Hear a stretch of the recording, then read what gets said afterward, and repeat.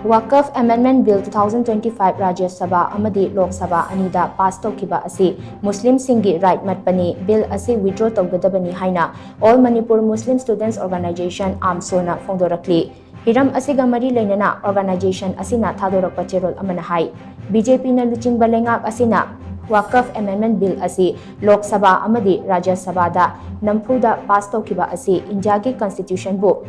PHONGDORAKLI Amadi Minority Muslim ki right Matpani Lining Laishonga mari lainana leiriba Waqf Amendment Bill asida atopa Muslim nattaba sing yaushinduna board asi chalaikragani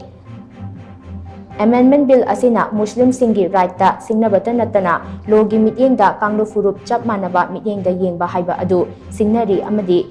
nathairi bill asigi mayokta democratic oiba mawongda peace protest sathanaba miyamda paujeli haina cherol asina makhatari